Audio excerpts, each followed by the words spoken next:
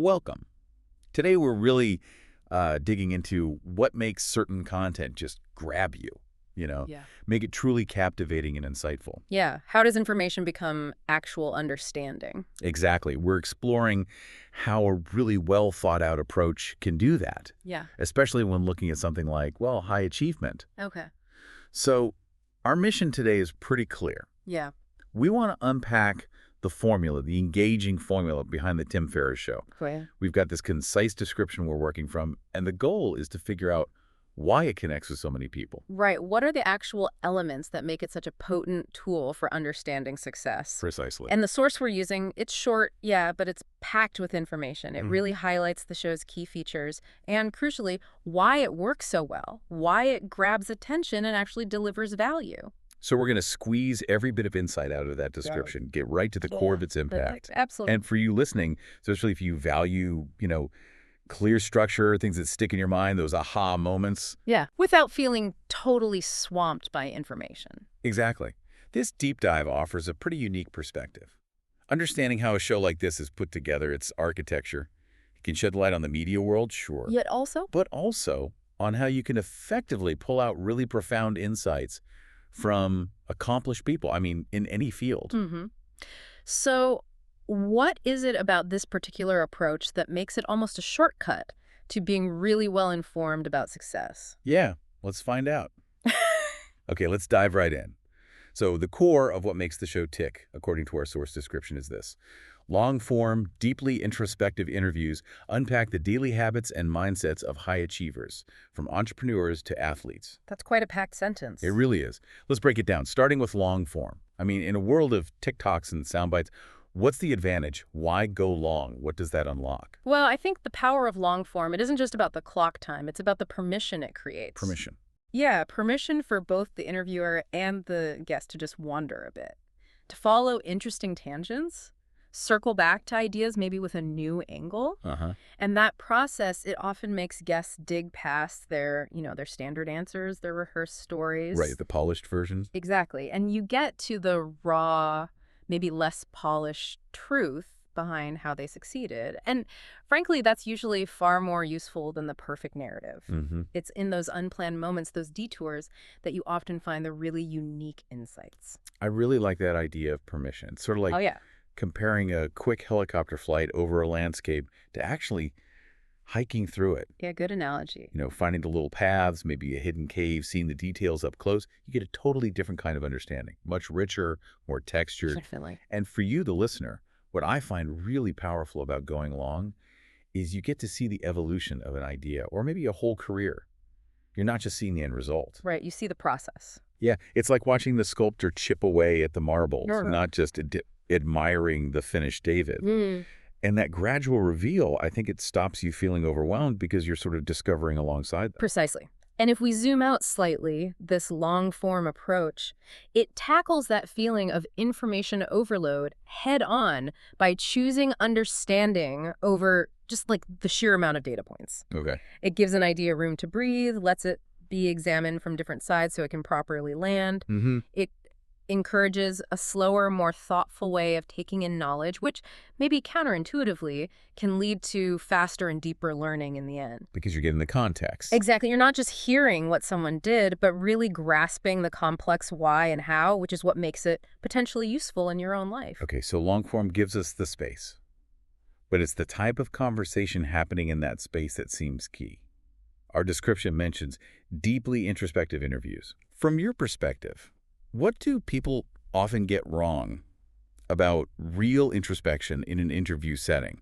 How is it different from just, having a chat? Well, I think a really crucial point is that genuine introspection goes way beyond just telling stories. Okay. It really means a journey inwards, right? Right. Probing not just what someone did, the external actions, but the internal landscape that drove those actions. Okay. The why behind the what. Yes. We're talking about questioning their motives, exploring the beliefs they hold really deeply, understanding how they make tricky decisions, and uncovering the sort of emotional and psychological stuff behind both their wins and their failures. It's less about what happened and much more about why I felt and thought the way I did about what happened. Right. It pushes guests to actually articulate the mental models they use, which often go unsaid. And that's where it becomes incredibly valuable for someone listening to learn. Because when a guest is truly introspective, they're not just listing accomplishments. They're actively analyzing their own journey. They're telling you how they tackled problems, what they figured out about themselves, how their own internal operating system changed. That's the gold. That's pure gold. You start seeing patterns in their thinking, that mental blueprint idea that maybe, just maybe, you could adapt for yourself instead of just trying to copy a specific action. Yeah. It feels like getting the developer's commentary track for their success. Exactly. Deep introspection gets past the surface anecdotes to the foundational principles underneath. It lets the listener peek into the cognitive and emotional machinery of high achievers. Including the tough stuff. Absolutely. Their vulnerabilities, their doubts, the internal struggles they faced. And honestly, those are often the most valuable takeaways. Why is that? Because they offer a much more realistic and, frankly, relatable picture of success. It shows it's rarely just a straight line up. Makes it feel less intimidating, maybe? Yes. It's about understanding the inner resilience, the adaptation that fuels the outer results. You get a rich, multidimensional view, not just some perfect aspirational image. That makes a lot of sense. Yeah. Fascinating. Okay, so we have the long form creating the space and the introspection providing that deep personal analysis. Right. Now, that brings us to what specific details these interviews focus on. The daily habits and mindsets. Why that combination? Why not just focus on, say, the big dramatic moments or the grand vision? Well, the power, I think, is right there in the pairing. Daily habits and mindsets. Okay. Daily habits are the concrete things, right? The repeatable actions, the small behaviors that add up over time. That's the doing. The practical stuff. Exactly. But then mindsets, those are the underlying beliefs, the attitudes, the perspective. That's the being that shapes the doing. Okay. Unpacking both gives you the whole picture because, let's face it, big strategies often fall apart if you don't have the daily habits to actually execute them. And those habits, they're hard to sustain if you don't have the right mindset backing them up. It connects the internal world with the external actions, showing how beliefs show up in routines.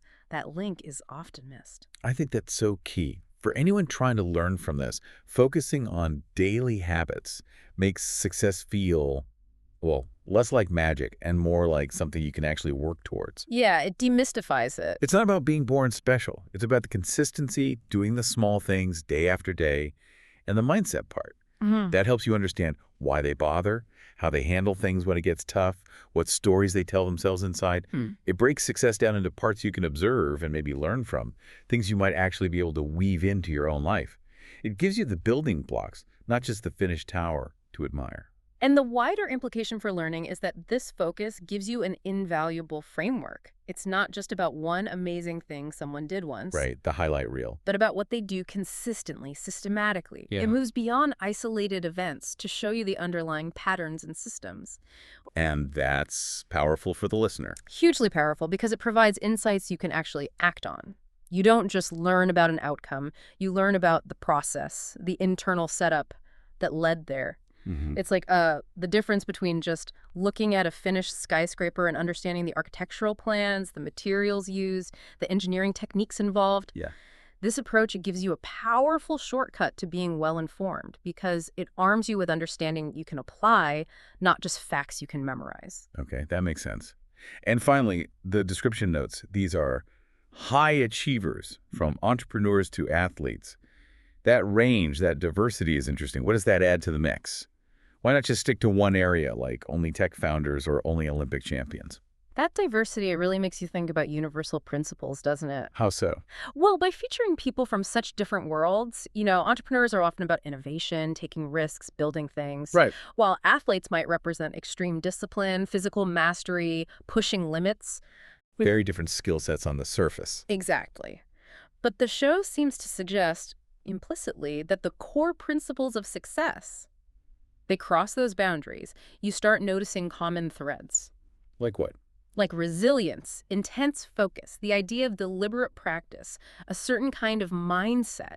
It doesn't seem to matter as much if they're building a company or going for a gold medal.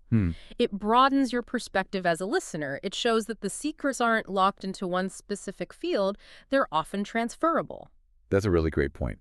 When you hear, say, an entrepreneur talk about navigating a huge failure, and then maybe an athlete talks about recovering from a serious injury, Yeah. you start to realize the basic emotional tools, the mental strategies they rely on, are strikingly similar. Right. It transcends the specific context. It stops being about their field Yeah. and starts being about fundamental human approaches to excellence, to overcoming adversity. And I think that helps prevent feeling overwhelmed too, because you see the underlying patterns, not just a confusing mess of different facts from different domains. It helps you build a more, I guess, integrated picture of what high achievement actually involves across the board. Exactly right. That diversity really deepens the understanding because you get multiple angles on similar core challenges. Can you give an example? Sure. An entrepreneur might explain a really strategic way they approached solving a business problem. Then an athlete might talk about a deeply psychological method they use to handle intense pressure during competition. Okay. By putting those side by side, the listener gets a richer, more flexible toolkit of mental models. It shows that while the outward signs of success look different, Building an app versus winning a race. the internal frameworks, the consistent application of productive habits often share these common roots. It really pushes you to think critically, doesn't it? Yeah, it does. It prompts you to ask, okay, how could a lesson from, say, a world-class chess player apply to how I handle my sales negotiations? Or how an artist thinks about their creative process applied to managing my team's project. Precisely. It encourages that kind of cross-pollination of ideas. Okay, so as we start to wrap up this deep dive, let's just quickly recap what makes the Tim Ferriss Show so engaging based on our source description. It seems to be this really unique mix.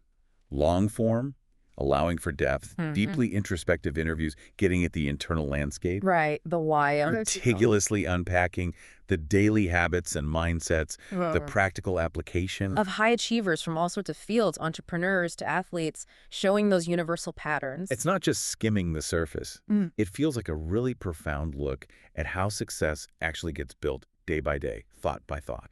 Yeah, and we've explored how those specific elements, that commitment to depth through longer chats, the focus on real introspection to get at the inner workings, and that practical grounding in daily actions and core beliefs, how they give you a really rich but not overwhelming way to understand the mechanics of success. It's a model, really. It is. It's a powerful model for how to pull out deep insights, not just from this show, obviously, but from any serious exploration of what people can achieve, whether you're reading a biography, talking to a mentor, or even just observing the world more closely. So thinking about that model, it brings up a really interesting question for you, the listener. How could you apply these principles, this idea of long-form exploration and deep introspection, to something in your own life or learning? That's a good challenge. What if you really took the time to carefully unpack the daily habits and mindsets of someone you personally admire? Or maybe even look back at your own past successes through that lens. Yeah, what deeper insights might you find about your own blueprint for achievement, personal or professional? If you genuinely slow down and, well, really dug in.